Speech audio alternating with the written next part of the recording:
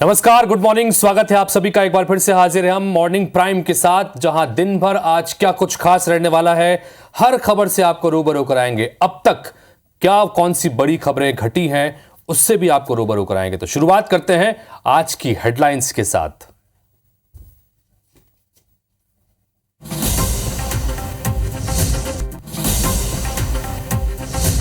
प्रधानमंत्री नरेंद्र मोदी आज राज्यसभा में धन्यवाद प्रस्ताव पर देंगे जवाब। कल लोकसभा में विपक्ष पर बरसे थे प्रधानमंत्री, कांग्रेस को बताया परजीवी पार्टी। एमपी विधानसभा के मानसून सत्र का आज तीसरा दिन। वित्त मंत्री जगदीश देवड़ा पेश करेंगे मोहन सरकार का पहला पूर्ण बजट। सभी वर्गों को साधने का होगा प्रयास।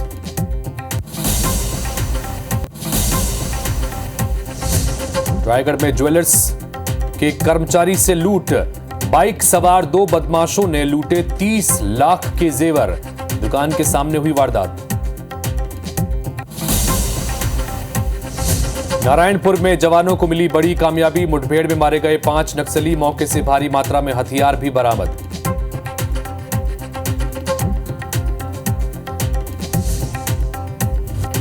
प्रायोजक हैं राजयोग पेन। खुशियां आपकी, रंग हमारे।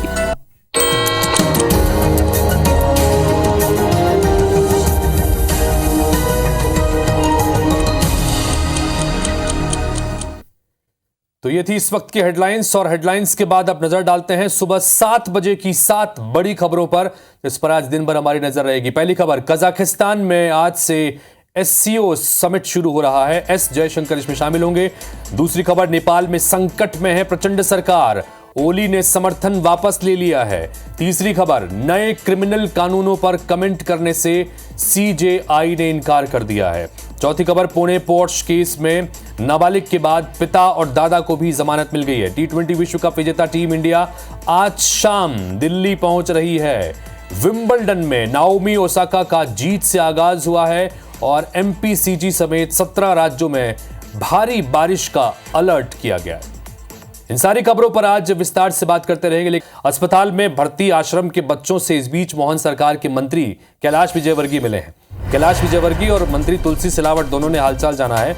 कैबिनेट मंत्रियों ने आश्रम का निरीक्षण भी किया। कैलाश विजयवर्गीय ने कहा कि सर्व सुविधायुक्त आश्रम बनाया जाएगा। दिव्यांग बच्चों की सेहत का आश्रम में ख्याल रखा जाएगा। प्रोजेक्ट रिपोर्ट तैयार करने के लिए कलेक्टर कमिश्नर को निर्देश दिए गए हैं। डायरिया की वजह से बच्चे बीमार हुए, ये कैलाश विजयवर्गीय ने कहा। तो वहीं मंत्री तुलसी सिलावट ने भी बयान दिया है कि सीएम बच्चों के स्वास्थ्य को लेकर काफी चिंतित हैं।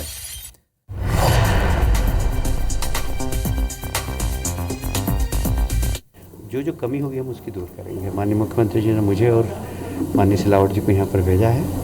हमने कलेक्टर साहब को और कमिश्नर साहब को निर्देश दिए कि इस संस्था का पूरा मास्टर प्लान बना दीजिए, और सरकार से जो होगा बाकी सीएसआर से वहाँ पर अच्छा डेवलपमेंट कर देंगे।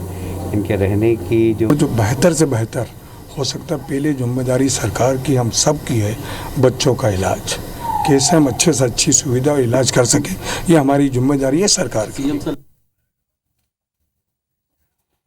तो इस आश्रम को और बेहतर किया जाएगा, सर्व सुविधायुक्त इसे बनाया जाएगा। लेकिन 200 से ज्यादा बच्चे पहले ही इस आश्रम में रह रहे थे। पहले इस तरफ ध्यान क्यों नहीं दिया गया? ध्यान दिया गया होता तो शायद इस तरह की हालात नहीं बनते। 5 बच्चे काल के गाल में समा चुके हैं, और अभी भी 3 से 4 बच्चे ऐसे हैं जो जिंदगी और मौत की जंग लड़ते नजर आ रहे हैं।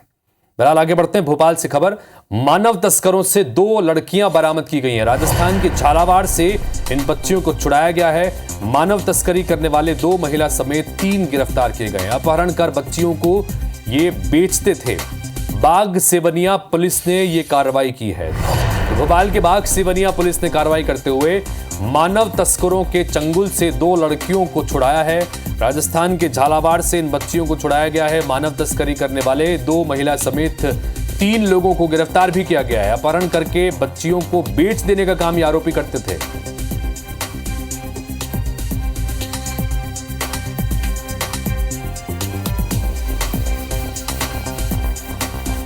मध्य प्रदेश के विधानसभा के मानसून सत्र का आज तीसरा दिन है, जहां वित्त मंत्री जगदीश देवड़ा आज पूर्ण बजट, मोहन सरकार का पहला पूर्ण बजट पेश करेंगे।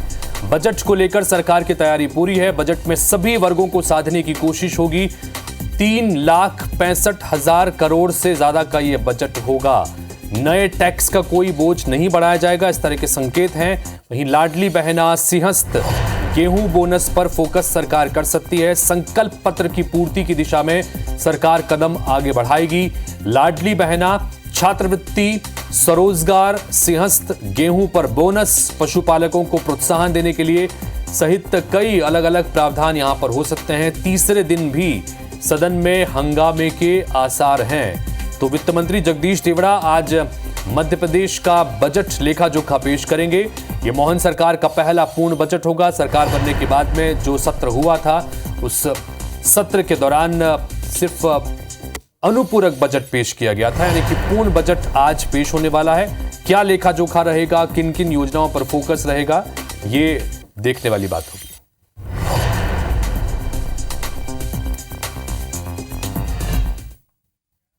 और जब यह बजट पेश किया जाएगा तो इस बजट से पहले मोहन कैबिनेट की एक अहम बैठक भी होने वाली है। सीएम डॉक्टर मोहन यादव ने एक कैबिनेट बैठक बुलाई है। इस बैठक में महत्वपूर्ण प्रस्तावों को मंजूरी मिलेगी और उसके बाद संभव है कि यहां पर मंजूरी मिलने के बाद जब बजट में भी उनका प्रावधान हो सकता है, तो बजट में किन घोषणाओं को लेकर बड़ी घोषणाएं हो सकती हैं, उसको लेकर भी मंथन होगा। और इस बजट से पहले यही वजह है कि सीएम डॉक्टर मोहन यादव ने कैबिनेट की बैठक बुलाई है।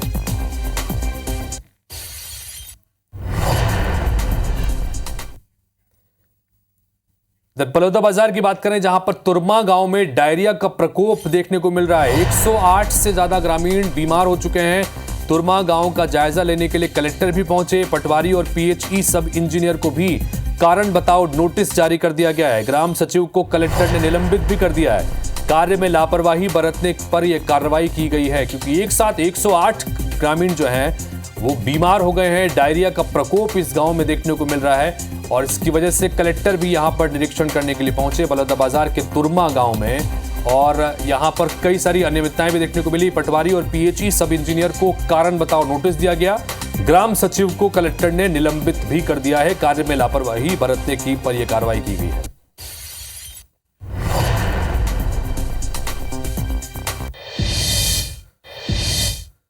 रायगढ़ से बड़ी खबर, जहां पर शहर में ज्वेलर्स की दुकान में कर्मचारी से लूट हुई है। बदमाशों ने करीब 30 लाख रुपए के जेवर लूट लिए। बाइक सवार 2 बदमाशों ने इस घटना को अंजाम दिया है और वहां लगे सीसीटीवी में ये बदमाश कैद भी हुए हैं। ज्वेलरी की दुकान के सामने ये वारदात हुई है। चक्रधर नगर पुलिस जांच में जुटी हुई है। तो रायगढ़ से खबर, जहां पर ज्वेलरी दुकान के कर्मचारी के साथ में बाइक सवार बदमाशों ने लूट की वारदात को अंजाम दिया है। करीब 30 लाख के जेवर लूट लिए गए हैं। हालांकि वहां जो एक सीसीटीवी लगा था, उस सीसीटीवी में बदमाश की तस्वीरें और वीडियो कैद हुए हैं, जिसके आधार पर पुलिस अब जांच कर रही है।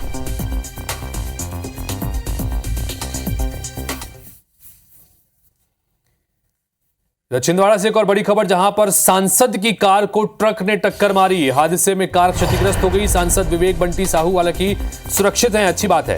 नागपुर से लौटते समय यह हादसा हुआ। छिंदवाड़ा से भाजपा सांसद है विवेक बंटी साहू, लेकिन इस दौरान हादसा हुआ उनकी कार का। सांसद की कार को एक ट्रक ने टक्कर मार दी। हादसे में कार क्षतिग्रस्त हुई। सांसद विवेक बंटी साहू सुरक्षित हैं, यह राहत की बात है। नागपुर से लौट रहे थे और उसी दौरान यह हादसा हुआ है। छिंदवाड़ा से भाजपा सांसद हैं विवेक बंटी साहू।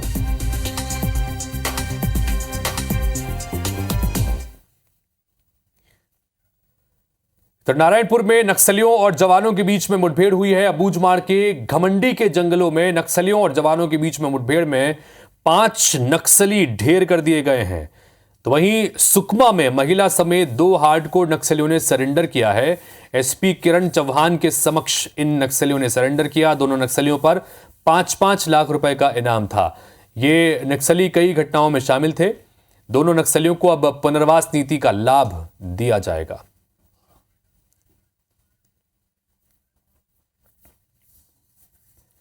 तो मॉर्निंग प्राइम में खबरों और अपडेट्स का सिलसिला आगे भी लगातार जारी रहेगा। छोटे से ब्रेक के लिए रुक रहे हैं। ब्रेक के बाद जब लौटेंगे तो देखिए छत्तीसगढ़ी भाषा में हमारा नंबर 1 बुलेटिन, हमर बानी हमर गोठ।